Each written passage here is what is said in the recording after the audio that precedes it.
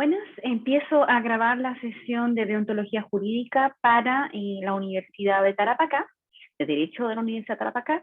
y voy a continuar con lo que habíamos estudiado en la última clase del viernes, cuando estábamos hablando, bueno, del contenido de la deontología jurídica, cómo nosotros podíamos orientar valores o principios que debía contener el ejercicio de nuestra profesión y hoy día les voy a hablar de las virtudes profesionales en general que debieran tener las y los abogados en el ejercicio de la profesión y que se conectan un poco también con lo que nosotros estamos viviendo actualmente en la región, eh, con la lamentable circunstancia que se ha conocido a nivel internacional de la marcha que se ocurrió el día sábado y que se relaciona mucho, a mi parecer, con el abandono que actualmente tiene la ciudad de Iquique, la región, desde el nivel central, con un problema que en realidad es un problema nacional e internacional de la migración eh, que tenemos, sobre todo después del fenómeno COVID, ¿no? Que ha generado una gran cantidad de población migrante en nuestra región y con las complicaciones graves de eh, la garantía y protección de los derechos humanos de esas personas que se encuentran actualmente migrando, como así también la protección y garantía de los derechos humanos de las ciudadanas y ciudadanos de la ciudad de Iquique, y ante el abandono desde el nivel central, lo que ha generado, porque no hay ninguna regulación o alguna preocupación por esta circunstancia que se está viviendo hace más de un año, y hace mucho tiempo más, pero en la entidad tan grave como la que estamos reclamando actualmente, desde el año pasado, ¿no? En nuestra región, y que generó en esta situación donde explotó esta circunstancia el día sábado de una muy mala manera, por supuesto, abusando de los derechos humanos de personas migrantes que ya se encuentran en una situación sumamente precaria, ¿no? Entonces, ahí vemos cómo estos puntos que nosotros conversábamos en clase, estas contenidos éticos, estas conexiones de justicia entre los problemas que nosotros podemos ver como un problema jurídico, los problemas que nosotros podemos ver como dentro de deberes internacionales que nosotros tenemos como Estado chileno, lo podemos llevar incluso a un problema local, regional, que claramente actualmente no tiene ninguna resolución. La discusión que se ha dado, probablemente ustedes están más que al tanto, quizá mucho más al tanto que yo, se ha dado hacia castigar a nuestra ciudad y a nuestra población por lo que ocurrió, que por supuesto es absolutamente criticable, de lo que muchos probablemente no tuvimos ninguna participación, y ninguna decisión a nivel central que efectivamente entregue alguna solución y que garantice que situaciones como esta no vuelvan a ocurrir. Por lo que se fue gestionando a nivel regional fueron apoyos desde el mismo ciudadanía iquiqueña para los ciudadanos migrantes que se encuentran actualmente en grandes números en nuestra región y en general en el norte de Chile, ¿no? Entonces es un problema y es una situación que va a seguir ocurriendo, que va a seguir apareciendo en la agenda nacional y que se relaciona con estas virtudes, que se relaciona con estos principios y que se relaciona con la importancia de regular nuestro marco normativo, ocuparnos de problemas que parecieran ser exclusivamente jurídicos y cómo tienen consecuencias directamente sociales y tienen una conexión que excede exclusivamente el ejercicio del derecho, ¿no? Entonces de ahí es que a nosotros nos interesa la protección, la garantía de estos principios. Y en esta idea, dentro de lo que nosotros conversábamos dentro de las clases anteriores y lo que vamos a conversar hoy día, vamos a hablar de lo que son algunas virtudes profesionales que nosotros debiéramos contener. Recuerden que dentro de lo que es el ramo de ontología jurídica, nosotros más que exclusivamente hablar de ética jurídica, o más que hablar exclusivamente del código de ética del Colegio de Abogados ACG, que nosotros tenemos, yo les mencionaba aquí como una última modificación, perdón, la del año 2011, y que la Corte Suprema ha hecho alguna extensión de su aplicación a socios no colegiados, en la realidad no rige el actuar de todas las y los abogados, y dentro de lo que nosotros hemos conversado en clases, hay algunos que consideran que no debiéramos estar regulados por un colegio de abogados, sino que realmente debiéramos tener alguna regulación de este principio de actitudes, de equidad y principios y virtudes profesionales que debiéramos contener. En esta línea, y entendiendo que este ramo fue creado con la idea, ¿no?, de hablar de deontología jurídica, más que de ética jurídica, es que les voy a hablar de estas virtudes profesionales más allá de lo que establece el código. Estas virtudes profesionales, nosotros lo vemos como evidente de los bienes o principios que inspiran esta profesión, el ejercicio del derecho, el ejercicio del abogado,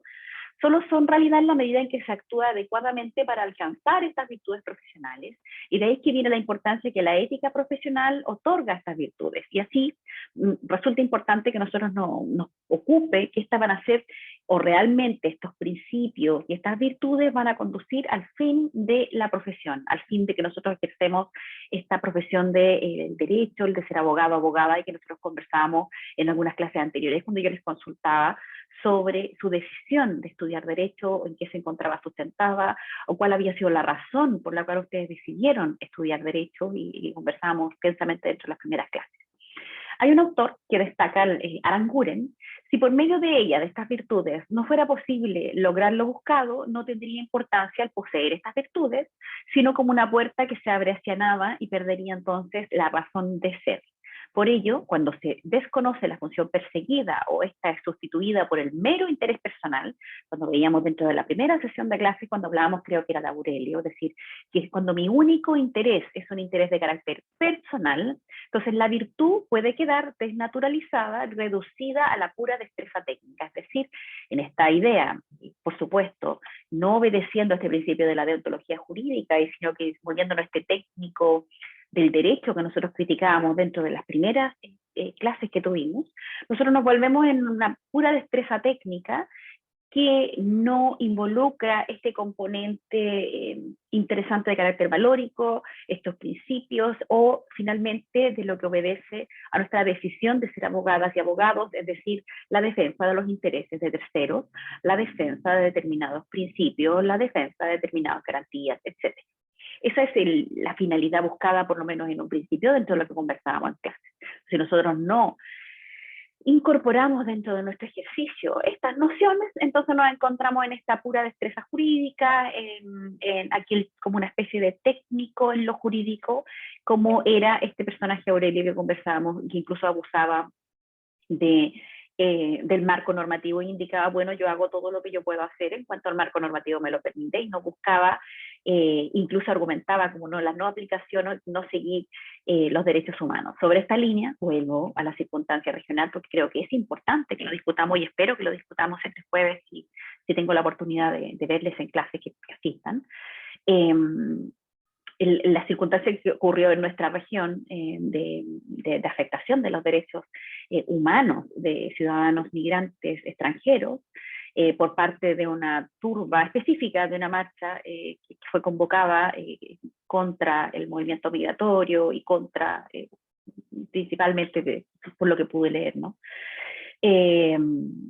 ¿Por qué menciono esto? Porque dentro de lo que se podía escuchar, y que yo estoy casi segura que ustedes lo vieron, dentro del, por lo menos lo que era el principio de la marcha, en las noticias se escuchaba que la gente reclamaba del que fuéramos parte de la ONU, reclamaban, decían no más derechos humanos, era realmente dantesco el escenario que uno podía ver, sobre todo, por supuesto, por la bestialidad de lo que estábamos viendo, por la inhumanidad de lo que estábamos viendo de los derechos de terceros, pero así también por el desconocimiento,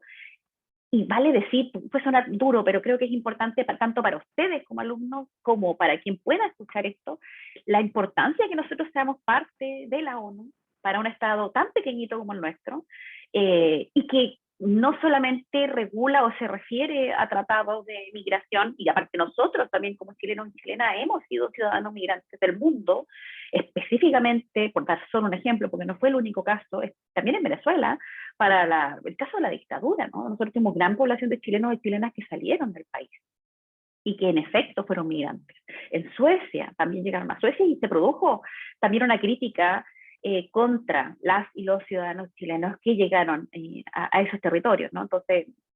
llama la atención ese desconocimiento de lo que implica ser parte de la Organización de Naciones Unidas,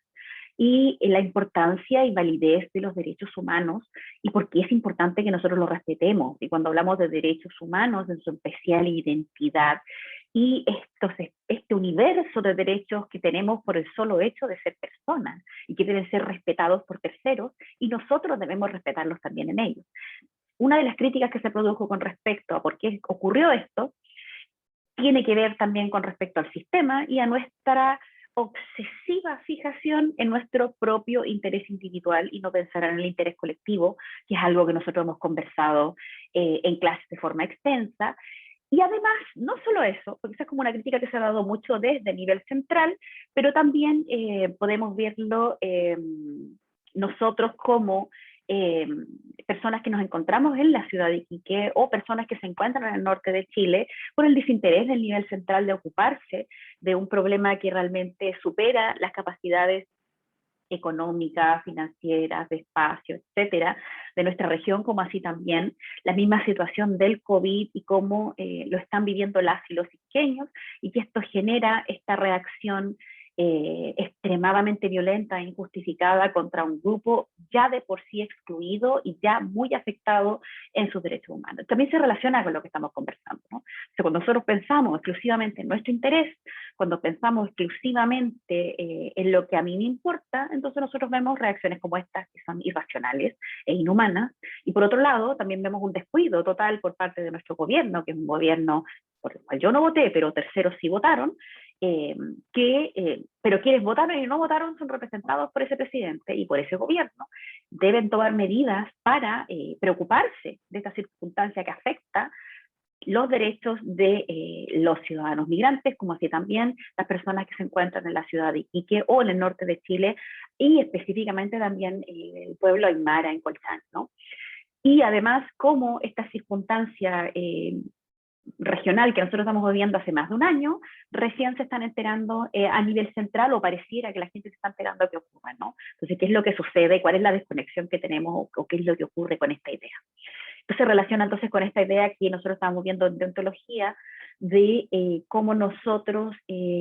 actuamos con este interés o bienestar colectivo en mente y no exclusivamente con este interés de carácter individual, que nosotros conversábamos también dentro de las clases de la semana pasada. Tenía que ver, algunos argumentaban, con esta forma de enseñar el derecho desde el positivismo jurídico y desde el objetivo, donde tratamos excesivamente de entender que la norma jurídica es algo objetivo, cuando en la realidad lo que nos ha dicho la experiencia, lo que nosotros hemos revisado y hemos estudiado con el tiempo, es que el derecho en sí mismo también tiene un contenido de carácter subjetivo. En cuanto a la creación de esta normativa, tiene un interés particular que creó esta normativa o obedece a un ejercicio de poder que gatilló esta normativa en su momento, y que lo podemos ver en numerosos ejemplos en la misma normativa de la Constitución de 1980, el Código de Agua de 1981,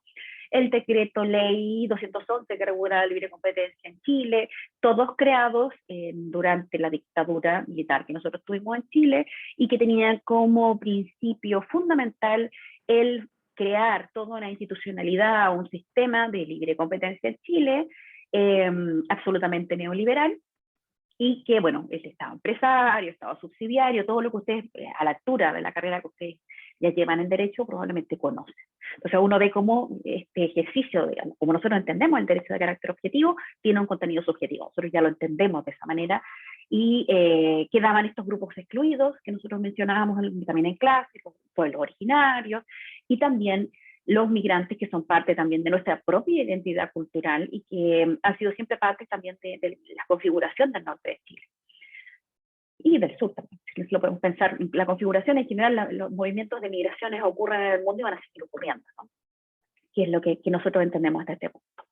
En relación con la abogacía, con el ejercicio del derecho, nosotros consideramos que para ejercer adecuadamente esta profesión, no solo se necesita un conocimiento entonces formal de la ley, que es lo que nosotros en algún grado conocemos dentro de lo que estudiamos en derecho, sino también de las cualidades personales o de carácter, en definitiva, las virtudes y habilidades que debemos contener para el ejercicio de la abogacía. Estas cualidades tienden a consolidarse y fortalecerse en la misma práctica del derecho, que es lo que nosotros conversábamos, y en la misma práctica o en la enseñanza del derecho, dentro de la nueva forma que nosotros entendemos de enseñar el derecho, como ustedes dentro de lo que nosotros aprendemos. Por eso es que es muy criticable cuando nosotros decimos que nosotros estudiamos código, estudiamos las leyes. Nosotros no estudiamos la ley exclusivamente, sino que estudiamos el derecho. Y cuando hablamos de derecho, no estamos hablando exclusivamente de códigos o normativa objetiva redactada, escrita y que nosotros aprendemos y memorizamos, sino que hablamos también de toda la doctrina que está detrás de esa normativa y también jurisprudencia, y cuando hablamos de jurisprudencia y doctrina, no solamente hablamos de doctrina y jurisprudencia nacional, sino que también hablamos de doctrina y jurisprudencia internacional, sobre todo en el mundo en el que estamos viviendo cada vez más internacional, ¿no? que excede las fronteras de un determinado país.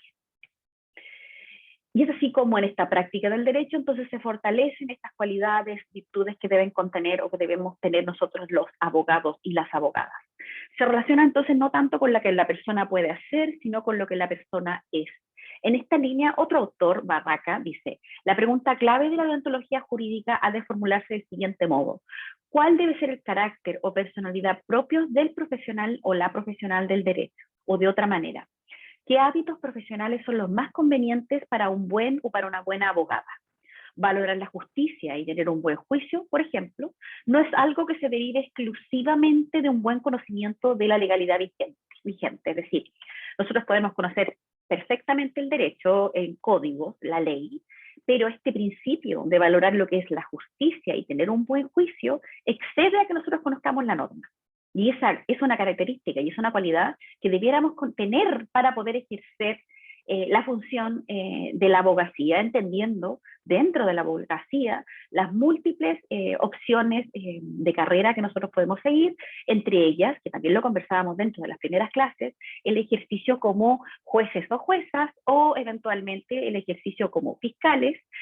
como defensores, como abogados y abogadas litigantes, etcétera, ¿no? Que van a involucrar esta necesidad de tener este concepto, por lo menos incorporado, de justicia, o valorar la justicia y tener un buen juicio.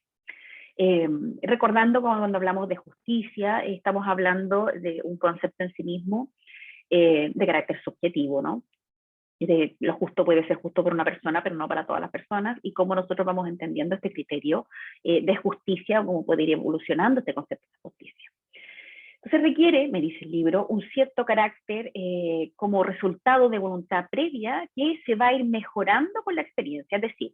tanto ustedes como yo, al hecho de escoger esta carrera, de que nosotros escogimos ser abogadas y abogados, lo hicimos también por las competencias, valores, cualidades que nosotros ya traíamos dentro de nuestro propio ser, dentro de nuestra propia generación familiar, nuestras propias relaciones, nuestro propio contenido independiente del derecho que nosotros nos hizo escoger este camino de ser abogadas y abogados. Y el ejercicio profesional, así como la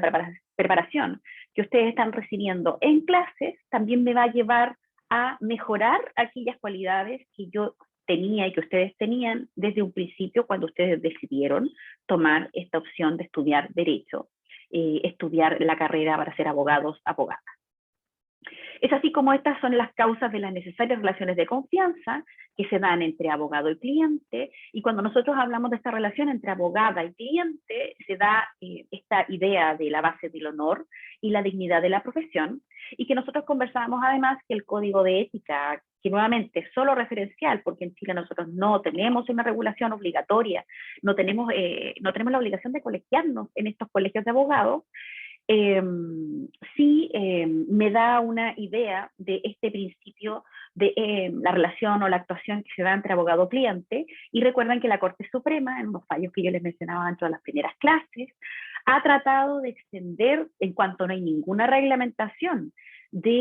general de la ética de las y los abogados, entonces ha tratado de extender esta aplicación de este código, de esta agrupación gremial de abogados a nivel central. Recuerden, de hecho, lo que conversamos en las primeras clases, si bien esa es la asociación gremial de abogados y abogadas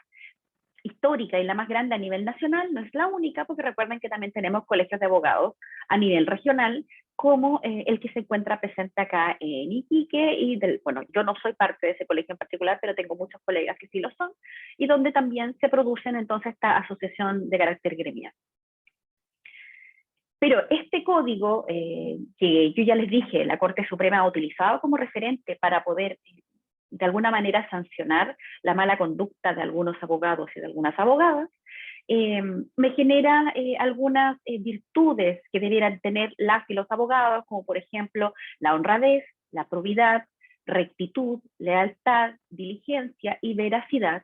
que son virtudes que deben adornar cualquier actuación del abogado y de la abogada, y ellas son las causas necesarias de relaciones de confianza, abogado-cliente, y en esta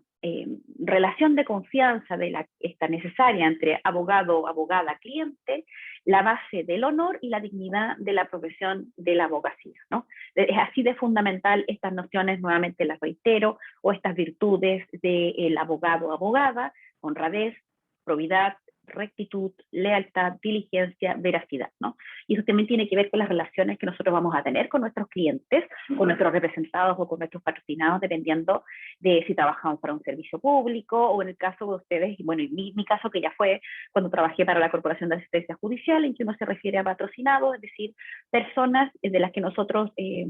nos hacemos cargo, conocemos sus causas en nuestra práctica profesional obligatoria para poder adquirir el título de abogado en Chile. Recuerden que su universidad, todas las universidades de Chile, no entregan el título de abogado, sino que le entregan el título de licenciado en ciencias jurídicas, en algunas universidades también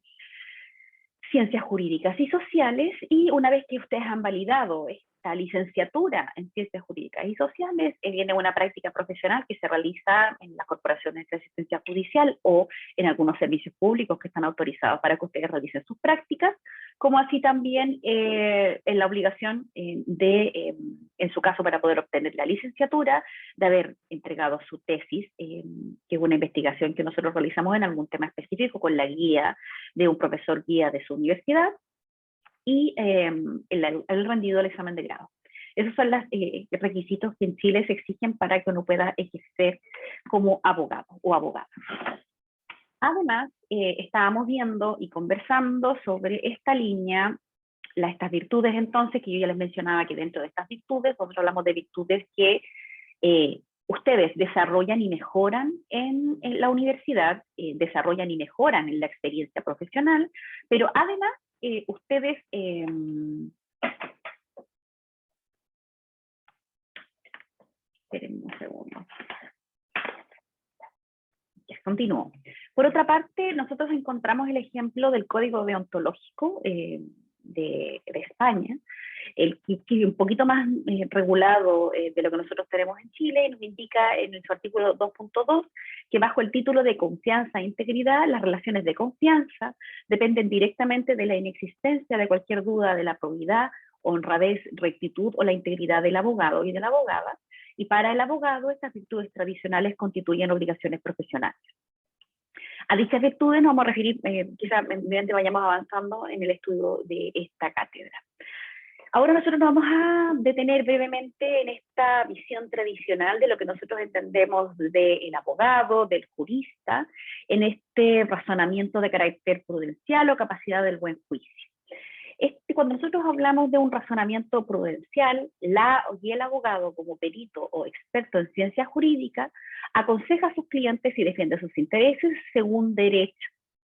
Pero la ciencia jurídica no es un saber que pertenezca al saber de lo exacto, ¿no? Y esa es una de las críticas que se hace cuando nosotros hablamos de ciencias jurídicas, si verdaderamente estamos ante una ciencia, sino más bien hablamos no es algo que está completamente acabado, zanjado definitivamente, en cuanto estamos hablando también de una ciencia de carácter social. No estamos hablando de algo de carácter científico como por ejemplo la geometría, la física, que creo que dentro de las primeras clases también lo conversábamos. Ni la interpretación de los hechos, ni el derecho aplicable surgen en el jurista de una manera indiscutible. Y es así como nosotros podemos ir viendo o analizando una determinada circunstancia en un determinado momento, y luego vamos avanzando en cómo esta se regula y vamos mejorando nuestra interpretación o va cambiando nuestro entendimiento. Y es así como yo les conversaba en clases anteriores, que nos podíamos encontrar ante cosas que nosotros actualmente sabemos y entendemos, que tiene que ver con el contenido valórico, que son ilícitos en sí mismos, que en algún momento el derecho permitió, como por ejemplo la esclavitud, como por ejemplo las políticas de segregación en los diversos estados,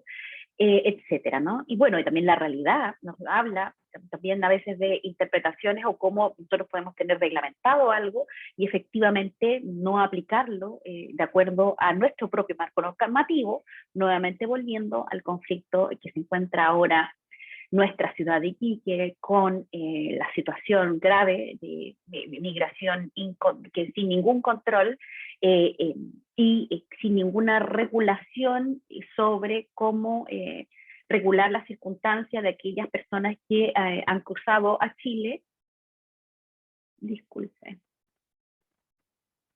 La UTA me está diciendo que debo renovar sesión. Denme 2 segundos.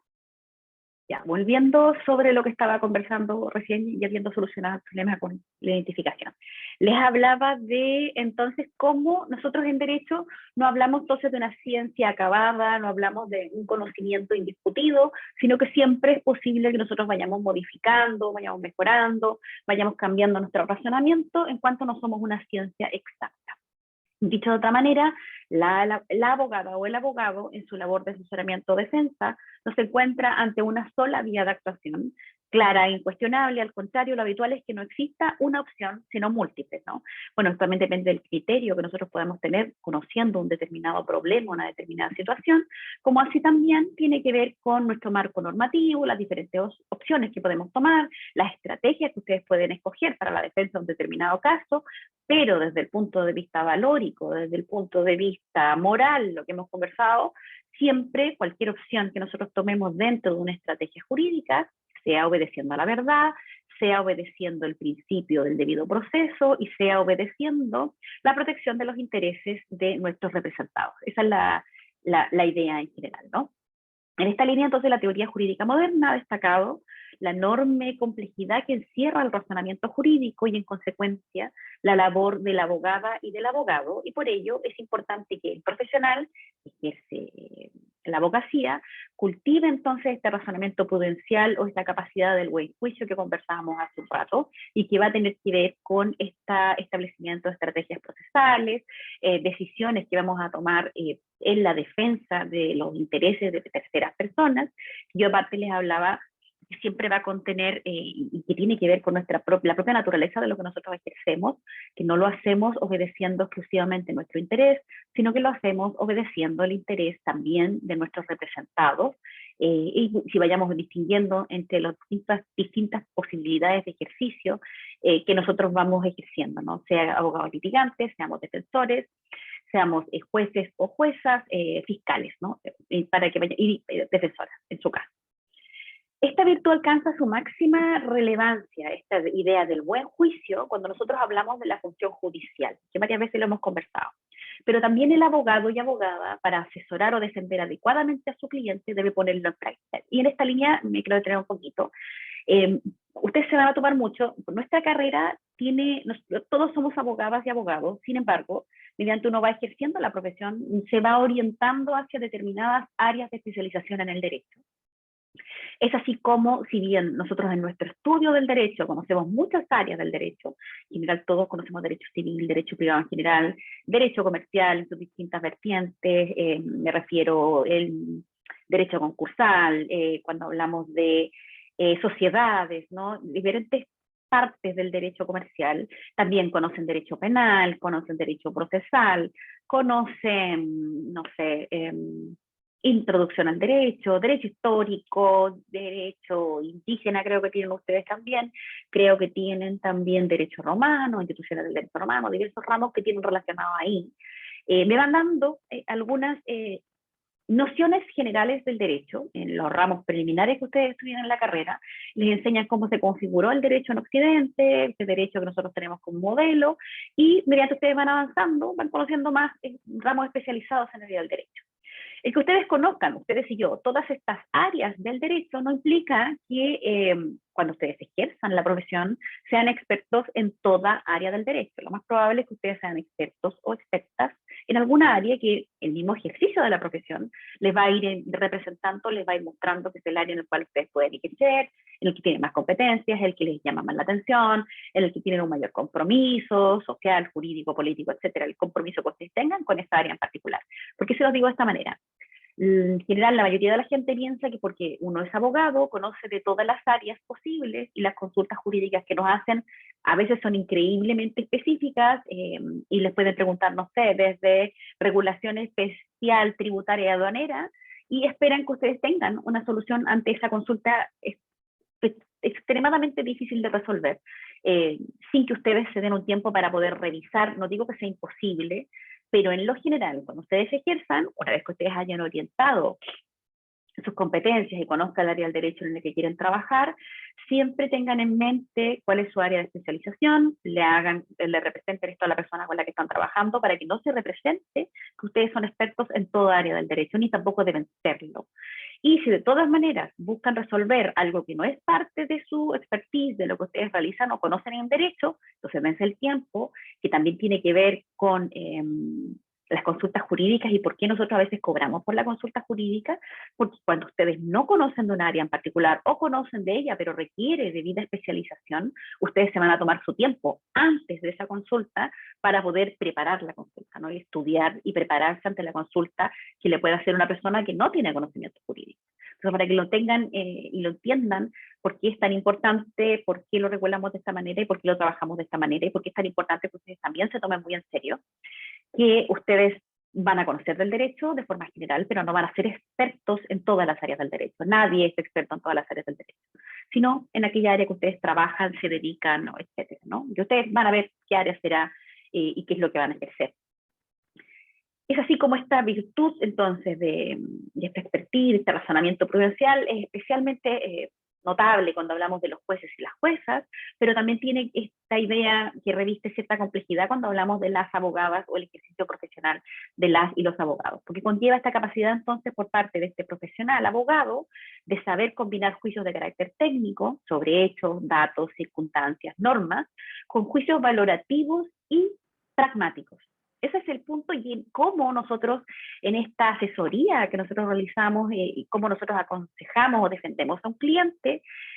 que nosotros ejercemos este conocimiento prudencial, que ejercemos el conocimiento técnico, el conocimiento del derecho y las mejores estrategias que nosotros ofrecemos a este cliente. Sin embargo, el contenido valórico que nosotros tengamos sobre el cuestionamiento, sobre la pregunta que nos haga un cliente, no tiene nada que ver con el consejo que yo le voy a dar a mi cliente. Y eso sí tiene que ver con el válido ejercicio en la justa prudencia del ejercicio profesional que nosotros vamos a realizar. ¿A qué me refiero con esto?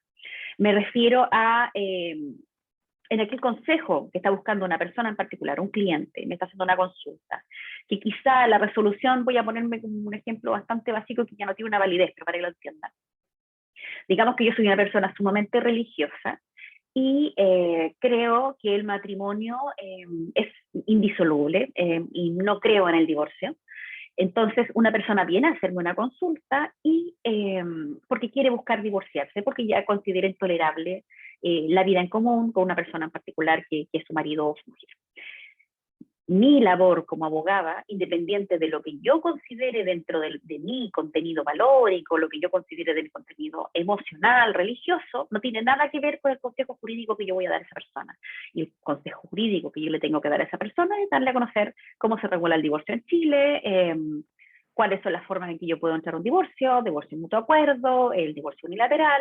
el divorcio por culpa, establecer los tiempos de cese de la convivencia que me pide cada una de las formas de divorcio, o en el caso de divorcio por culpa, que no requiere un periodo de tiempo de estar separadas las personas, pero que en sí mismo contiene graves faltas a estos deberes que uno debe tener en el matrimonio, ¿no?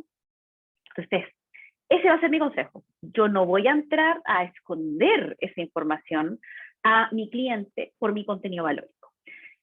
Recuerden, cuando nosotros hablamos de deontología, estos principios que orientan, en este caso, el buen juicio, que es lo que estamos revisando ahora, la prudencia del ejercicio de la profesión, cuando hablamos de deontología, no estamos hablando de estos deberes, cualidades que contiene cualquier ejercicio profesional. Y se los pongo como ejemplo porque he tenido experiencias con otro tipo de profesionales, particularmente en medicina, que en su contenido valórico, por ejemplo, para dar un ejemplo en particular, no creen en el aborto, a pesar de que en Chile nosotros tenemos un aborto acotado en 3 causales establecidos por la ley, y ocultan esa opción a las personas que les van a hacer una consulta o cuando se hace la consulta, inician su contenido valórico por su propia agenda conservadora propia religiosa, imponiendo su contenido o su interés, o incluso estableciendo juicios de valor con sus pacientes cuando estamos hablando de aborto.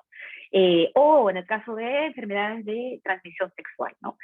Eso afecta y tiene que ver con la falta de prudencia, la falta de ética de esos profesionales.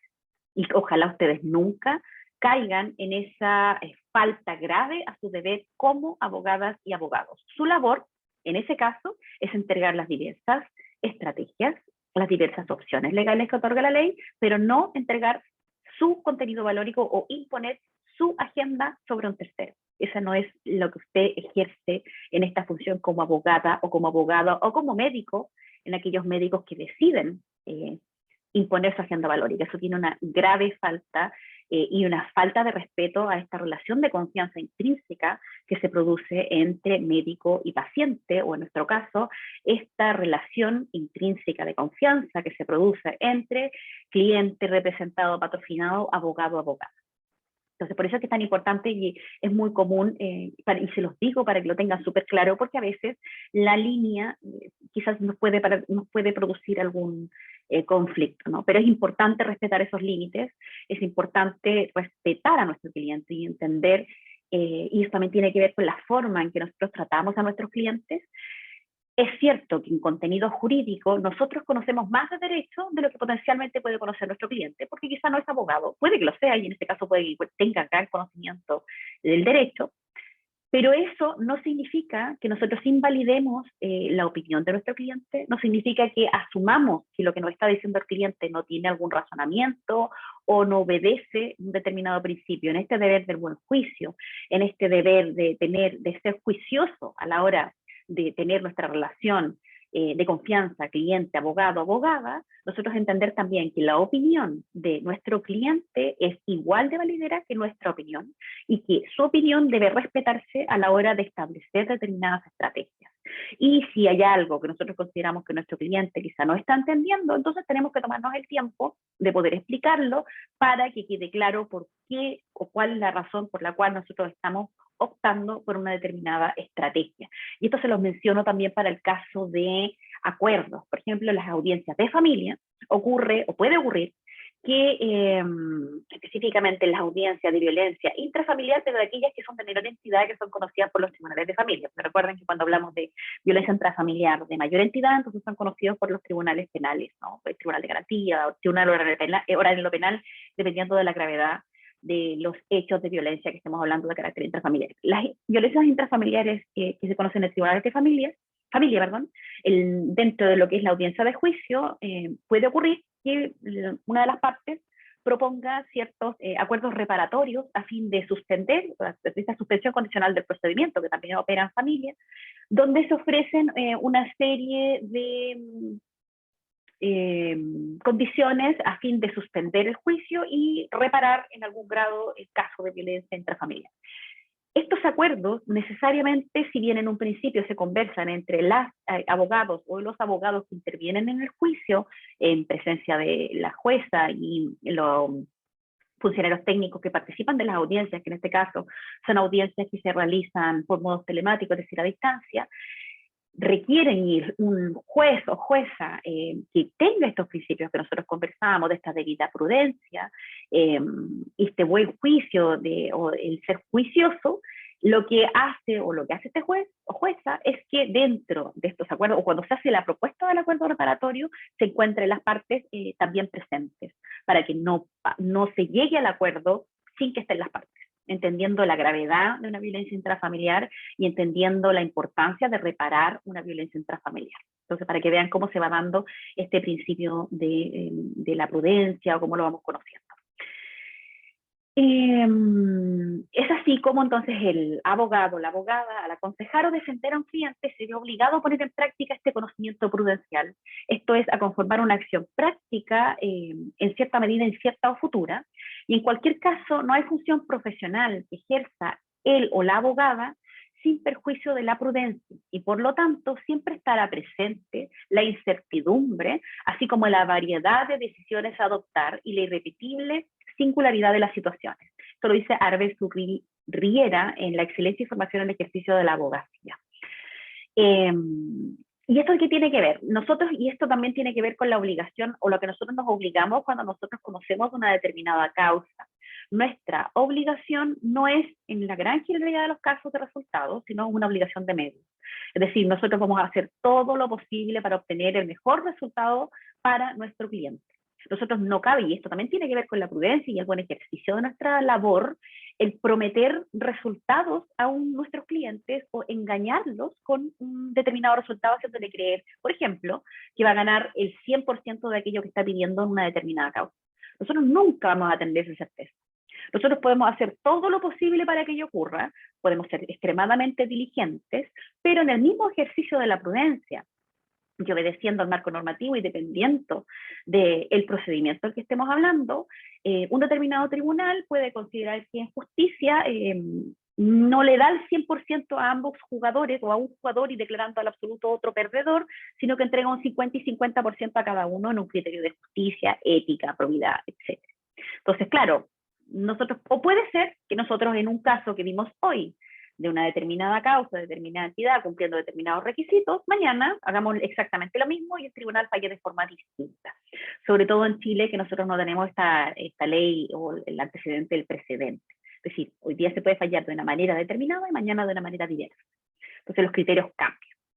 Para que sepan que nosotros no nos obligamos a resultados y ojalá ustedes nunca prometan un resultado determinado porque no tienen cómo garantizarlo. Pueden hacer todo lo posible, pueden ser sumamente eficientes y diligentes, pero no implica que ustedes van a ganar el 100% de aquella causa que ustedes están viendo, sino que van a entregar la mejor defensa, van a entregar la mejor representación en un determinado procedimiento y eso es lo que ustedes están realizando. No otra promesa, ¿no? Entonces, para que lo sepan y lo tengan claro. Podemos hablar de una obligación de resultados si ustedes se obligan a la redacción de un determinado contrato